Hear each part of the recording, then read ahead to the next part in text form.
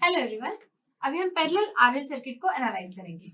मान लीजिए ये हमारा एसी है, V एंगल 0 डिग्री, यहाँ इंडक्टर है और यहाँ पर रेजिस्टेंस है।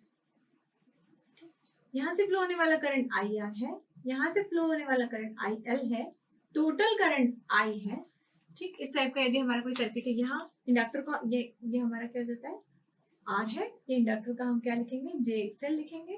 ठीक, तो इस तरह से हम इसे रिप्रेजेंट करते हैं। तो यहाँ पर यदि हम इस नोड पे KCL लगाते हैं तो क्या होगा, टोटल करंट I जो रहेगा फेजर सम, इन दोनों करंट्स का फेजर सम रहेगा, IL प्लस IR का फेजर सम रहेगा। एल्जेब्रिक सम नहीं बोल रही हूँ मैं, फेजर सम बोल रही हूँ। इनके एंगल्स को भी आप कंसीडर करेंगे। ठीक है, इसको भी आप बना दीजिए, इसको भी इस तरह से बना दीजिए और इसको भी इस तरह से बना दीजिए। तो ये आपका करंट्स है दो। ये करंट जो रहेगा वो किसका है, इंडक्टिव रिएक्टेंस से जो करंट फ्लो हो रहा है वो है। ये जो करंट है वो कहाँ से फ्लो हो रहा है, रेजिस्टेंस से फ्लो हो रहा है वो है। यहाँ I क्या हो जाएगा, I will be equal to, ये क्या होता है, इंडक्टिव रिएक्टेंस से जो करंट फ्लो होता है वो किसके बराबर होता है, आपका V angle 0 degree divided by JXL plus ये क्या हो जाता है, V angle 0 degree divided by R। इसे रीराइट करेंगे, I को हम क्या लिख सकते हैं, V बाय Z will be equal to V बाय R प्लस, या इसको V एंगल 0 डिग्री रखिए, इसको भी V एंगल 0 डिग्री रखिए, plus V angle 0 degree divided by JXL। V यहाँ से कॉमन आ जाएगा तो V बाय Z will be equal to, V यहाँ से कॉमन आया, 1 by R plus 1 by JXL। ठीक, इसका मतलब, और यहाँ मैं अगर इंडिविजुअल इनको देखती हूँ तो 1 बाय R क्या होता है, 1 बाय R मेरा होता है G, जिसे हम कहते हैं कंडक्टेंस। ये क्या होता है, कंडक्टेंस। इसकी यूनिट क्या होती है, मोम। इसकी यूनिट क्या होती है, मोम। ठीक, 1 बाय R की। Y क्या है, 1 by Z is equal to Y। ये क्या कहलाता है, एडमिटेंस। इसकी भी यूनिट आपकी मो रहती है। नेक्स्ट क्या आता है, 1 by XL which is equal to 1 by omega L which is equal to B। Small b से इंडिकेट करते हैं या BL से, क्योंकि ये इंडक्टिव है इसलिए इसको इंडक्टिव ससेप्टेंस, इंडक्टिव ससेप्टेंस। इसकी यूनिट क्या होती है, इसकी यूनिट होती है सीमेंस।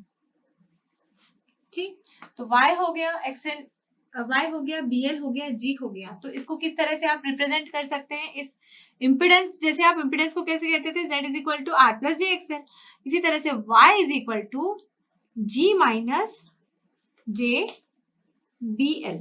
ये इसका रिप्रेजेंटेशन होता है रेक्टेंगुलर फॉर्म में। कौन सी फॉर्म है ये, rectangular, rectangular representation of Y हो गया। इसका मैग्नीट्यूड निकालना यदि तो क्या हो जाएगा, Y magnitude will be equal to under root of G square plus BL square. ये इसका मैग्नीट्यूड हो गया। एंगल इसका निकालना है तो angle will be equal to tan inverse of imaginary upon real, BL upon G। ये हो जाएगा। अब BL यहाँ नेगेटिव है इसलिए यहाँ भी क्या हो जाएगा, नेगेटिव आ जाएगा आपका। इसका मतलब आपका फाई जो रहेगा वो नेगेटिव में रहेगा, या तो आप नेगेटिव इधर ले लें, this will be equal to tan inverse of BL by G, या phi is equal to minus of tan inverse of BL by G। तो y को किस तरह से लिख सकते हैं, y एंगल माइनस फाई। ये आपका एडमिटेंस का रिप्रेजेंटेशन हो जाता है। करंट को कैसे लिखेंगे, करंट I क्या होता है, I is equal to V by V angle 0 degree, Y angle minus phi. तो ये हमारा हो जाएगा I is equal to IRMS angle minus phi. ठीक, I ऑफ t का रिप्रेजेंटेशन कैसा होगा, V ऑफ t यहाँ पर कैसा था, मान लीजिए यहाँ V ऑफ t आपका है, V of t is equal to VM cos of omega t। तो I ऑफ t क्या हो जाएगा, I of t will be equal to √2 into, यहाँ IRMS लिखा है तो √2 इंटू IRMS। यदि मेरे पास IM होता है, यहाँ मैंने IM बाय √2 लिखा होता तो मैं यहाँ क्या लिखती, IM लिखती। यहाँ मैंने क्या लिखा, IRMS लिखा है तो मैंने क्या किया, √2 का मल्टीप्लाई किया, √2 IRMS। आपको सब तरह से लिखने की हैबिट होना चाहिए। √2 into IRMS cos of omega t minus phi, ये आपका I ऑफ t का रिप्रेजेंटेशन होगा। ठीक, इसका मतलब यहाँ करंट क्या करेगा, करंट लैग करेगा वोल्टेज से बाय एन एंगल फाई। 90 डिग्री नहीं बोल रहे क्योंकि सर्किट में रेजिस्टेंस भी है, इसका मतलब वो लेस देन 90 डिग्री से लैग करेगा। वो कितना होगा वो डिपेंड करता है रेजिस्टेंस की वैल्यू पे। यहाँ पावर क्या हो जाएगी, हम वहां वापस देखते हैं। पावर क्या हो जाती है, पावर हो जाती है हमारी VRMS into IRMS into cos phi. यही हम पढ़ते आ रहे थे। यहाँ power is equal to IRMS का स्क्वायर इंटू आर, क्योंकि यहाँ रेजिस्टेंस भी है हमारी सर्किट में। ठीक, यहाँ क्या होगा, चूंकि इंडक्टिव सर्किट है इसलिए जो हमारा करंट रहेगा वो लैगिंग रहेगा बाय एंगल फाई। ठीक है, वो एंगल फाई रहेगा हमारा जिससे करंट लैग करेगा। ठीक, क्यू हो जाएगा हमारा क्या, VRMS into IRMS into sine phi. Q को एक और तरीके से भी हम लिख सकते हैं, Q is equal to IRMS square into XL. इतने वाट्स आपका क्यू रहेगा।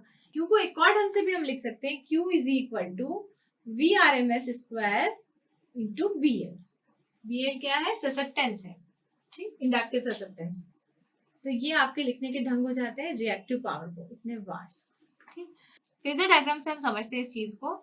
यहाँ हम रेफरेंस किसको लेंगे, यहाँ हम रेफरेंस लेंगे वोल्टेज को, क्योंकि ये कैसा सर्किट है, ये पैरेलल सर्किट है। जब हम सीरीज सर्किट की बात करते थे तब हम किसको रेफरेंस लेते थे, करंट को, क्योंकि सीरीज में करंट हमारा सेम होता था, पैरेलल में वोल्टेज सेम होता है, इसलिए हम वोल्टेज को रेफरेंस लेंगे, क्योंकि voltage across this, voltage across this, voltage across this, ये सारा सेम है, तो वोल्टेज हमारा रह गया रेफरेंस।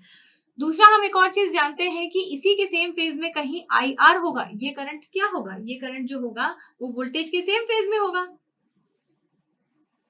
यहाँ क्या होगा, IXL। क्यों, क्योंकि वोल्टेज से 90 डिग्री से लैगिंग कौन सा करंट होगा, इंडक्टर का करंट होगा। ठीक है, तो IR प्लस IXL इन दोनों का फेजर सम हमारा क्या हो जाएगा, I के बराबर। ये एंगल कितना होगा, फाई। ये कैसा है, पावर फैक्टर एंगल है। तो magnitude of I is equal to IR square plus IL square का अंडर रूट। ये आपका क्या हो जाता है, मैग्नीट्यूड ऑफ I आता है।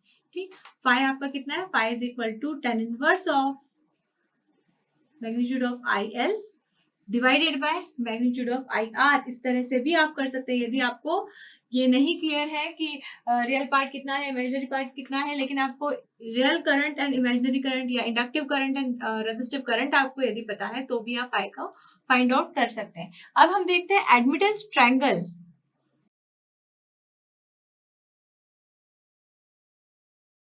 एडमिटेंस ट्रायंगल यदि हम देखेंगे तो इसमें क्या होगा, जहां हम रेजिस्टेंस ड्रॉ करते थे अब हम उस जगह पे क्या ड्रॉ करेंगे, कंडक्टेंस। जहां हम रिएक्टेंस ड्रॉ करते थे उस जगह पे अब हम क्या ड्रॉ करेंगे, VL। और इन दोनों का फेजर सम हमारा क्या हो जाएगा, Y। इंपीडेंस ट्रायंगल में क्या होता था, रेजिस्टेंस एंड रिएक्टेंस का फेजर सम हमारा होता था इंपीडेंस, लेकिन यहाँ क्या है, एडमिटेंस ट्रायंगल है तो इसमें कंडक्टेंस और ससेप्टेंस का फेजर सम हमारा हो जाएगा एडमिटेंस, और ये एंगल क्या हो जाएगा, फाई। जहां y is equal to under root of G square plus BL square. तो हम देखेंगे पैरेलल सर्किट की बात आती है तो चीजें कितनी बदल जाती है, हमारा रेफरेंस लेने का तरीका बदल जाता है। हम वोल्टेज को रेफरेंस लेते हैं, करंट को नहीं लेते। इंडक्टिव रहेगा, कैपेसिटिव रहेगा, वो तो एक्सेल की या जो आपके रिएक्टेंस है उसकी वैल्यू पे डिपेंड करता है, और सर्किट में रेजिस्टेंस की एग्जिस्टेंस पे डिपेंड करता है कि आपका सर्किट कितने एंगल से लीड करेगा, लैग करेगा या कैसा होगा। तो इस तरह से आपका रिप्रेजेंटेशन होता है in case of parallel RL circuit.